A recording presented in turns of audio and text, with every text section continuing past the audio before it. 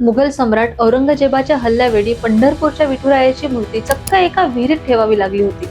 हा थरारक आणि सत्य इतिहास तुम्हाला माहिती आहे का? इतिहास सांगतो की पंढरपुरापासून काही अंतरावर भीमा नदीच्या तीरावर मुघल सम्राट औरंगजेबाची छावणी पडली होती। संपूर्ण भारतातील मंदिराचा नाश करणाऱ्या मुघलांची नजर आता पंढरपूरवर होती। पण या संकटाची पूर्वकल्पना असल्यामुळे छत्रपती राजाराम महाराजांनी देगावच्या जिवाजी आणि सूर्याजी पाटलांना खास अभयपत्र दिलं होतं की मुघलांनी हल्ला केल्यास मराठी सेनापती स्वतः रक्षणाला येईल। त्यामुळेच विठुमाऊलीच्या रक्षणासाठी पंढरपूरच्या बडव्यांनी विठ्ठलाची मूळ पाषाण मूर्ती देगावच्या सूर्याजी पाटलांच्या स्वाधीन केली। पाटलांनी मोठ्या चातुर्याने मुघलांना चकवा दिला आणि ती पवित्र मूर्ती आपल्या शेतातल्या एका विहिरीत सुरक्षित लपवून ठेवली।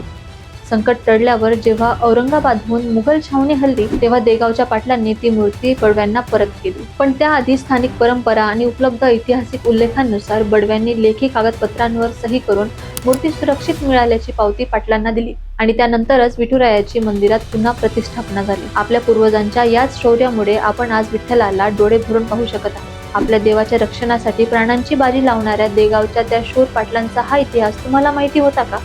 कमेंट्स करून नक्की सांगा।